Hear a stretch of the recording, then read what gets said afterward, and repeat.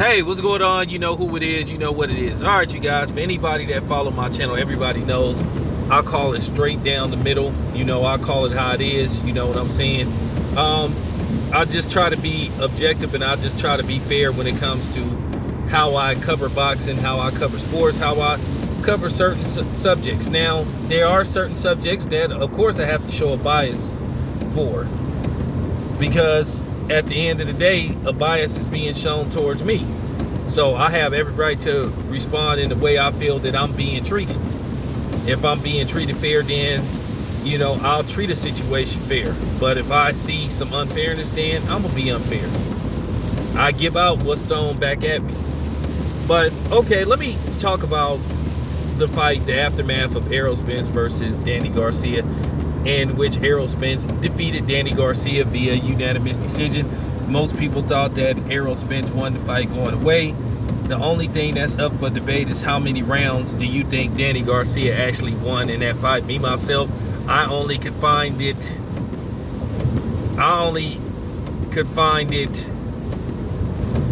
based off what I saw, only one round that I could give Danny Garcia. I thought that Errol Spence easily won. Best case scenario, 11 rounds to 1. Worst case scenario, 9 rounds to 3. So it's quote unquote what you would, quote unquote what you would call a dominant performance by Errol Spence, coming from a car crash. But there was something that happened in the aftermath of the fight that particularly rubbed me the wrong way. And once again, I have to call out some hypocrisy and take people to task, and particularly, people that look like me, for the blatant ignorance they showed post Errol Spence Danny Garcia. Now, in case you guys don't know, Bud was in attendance at that fight.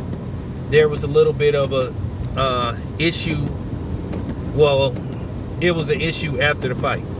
Now, we all know for the past 2.5 years, we've been clamoring for a super showdown between Errol Spence and Terrence Crawford.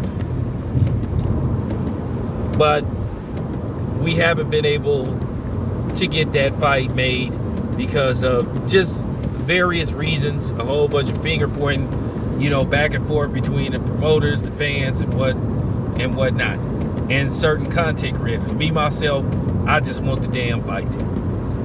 That's it, that's all. But Bud attempted to make his way to the ring to basically confront Errol Spence, which is a tradition in boxing. Sugar Shane Mosley did it with Floyd Mayweather, Triple G done it with Canelo. It's been going on forever.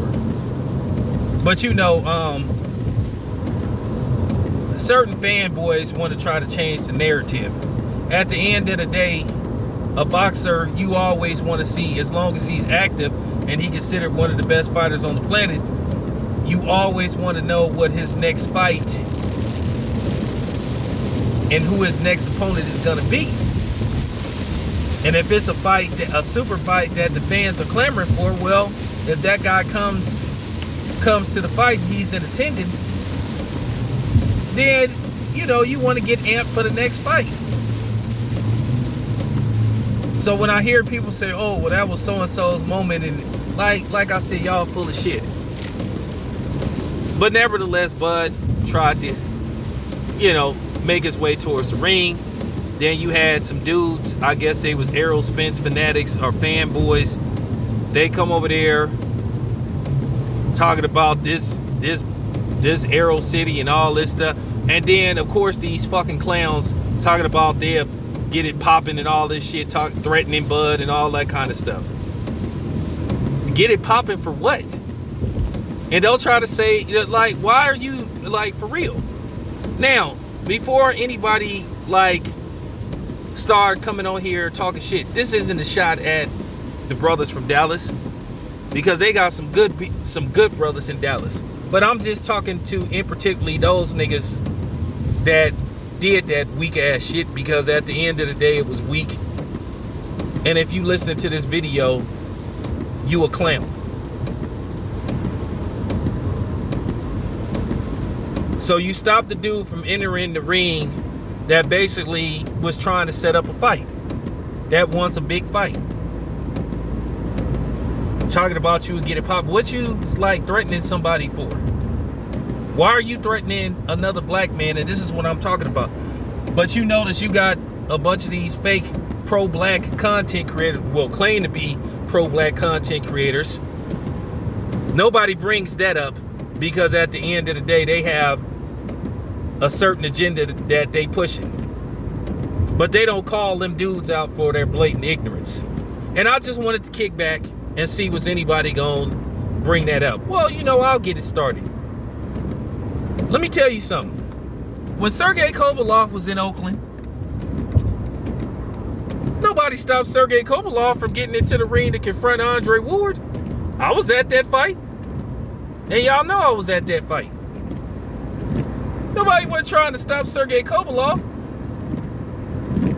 Nobody threatened Sergey Kovalev, even though Sergey Kovalev should have been threatened for all that racist shit that he said about Adonis Stevenson and Andre Ward. But you know, nobody ain't threatening him, but you had some niggas threatening Bud. And that just goes to show you how ass backwards a lot of us are. But you didn't hear no content creators talking about that. And some people was cheerleading that shit. Really? You cheerleading a bunch of goofy niggas threatening? What are you threatening somebody with violence for? Did you do that to Manny Pacquiao? Did y'all stop Manny Pacquiao from getting in the ring? Did you threaten Manny Pacquiao? No, but you have this animosity towards another black man. You want to threaten another black man.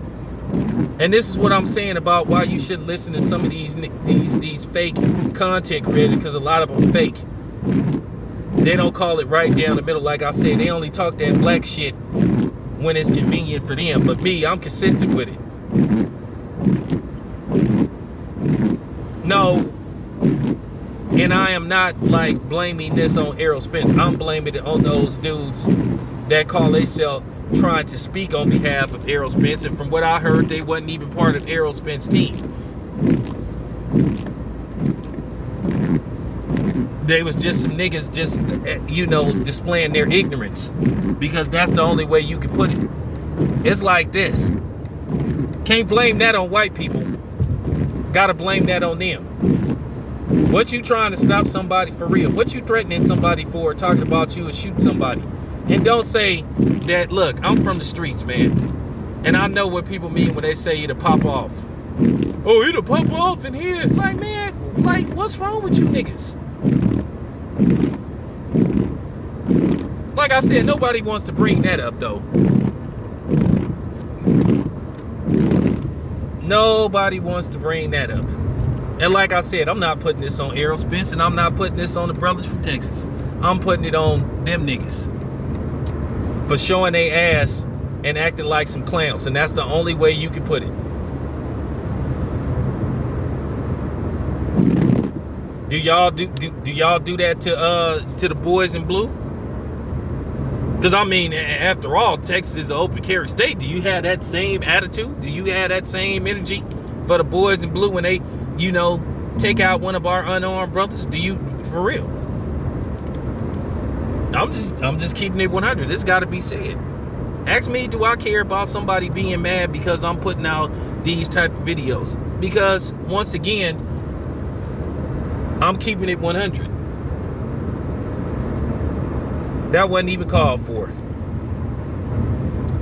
So let me get this straight.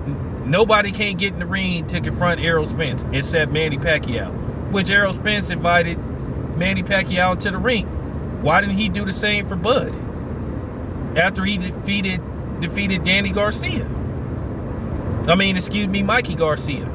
Well, yeah, you can say Danny Garcia. Why didn't he call Bud in the ring after he defeated Danny Garcia and said, you gonna get your shot? He called Manny Pacquiao. See, that's what I mean by the inconsistent blackness. And then some people seen that got upset because I made a video talking about, well, Sean called out DJ Vlad on his BS and refused to do an interview with him, and people trying to say it's because of having a personal, no, it ain't got nothing to do. Look, let me tell you something. I don't get no donations from Kenny Porter. Kenny Porter don't pay me. No, he cool. This is me talking. This is me talking. Because y'all trying to make Errol Spence something that he not. You trying to make the man Malcolm X, and he not. And we appreciate Errol Spence for, saying no to DJ Vlad. But I'm saying he's being celebrated. Y'all are putting him on God-like status when he isn't the first boxer that turned down DJ Vlad.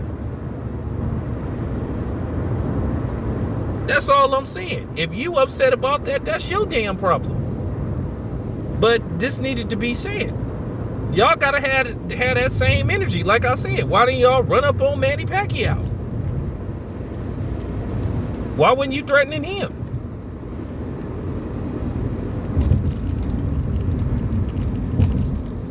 Answer that question. But you got all that, for real, you got all that animosity, you got all you know what I'm saying, anger towards Bud, who just trying to make a fight. Bud ain't threatening Errol Spence's life. Out of here, man. Just trying to make a fight. That's what you supposed to do. So like I said, oh well, that was Errol Spence moment. People been getting in the ring confronting people for fights forever. Thomas Hearns did it. Sugar Ray Leonard did it. Everybody did it. So now the rules changing for Errol Spence. Like I said, real talk. Some of you die-hard Errol Spence fans starting to act like Manny, some Manny Pacquiao fans, and then when it come to music, some Eminem fans, and that's disturbing. But that's all I got to say. This your boy Town Biz. I'm out.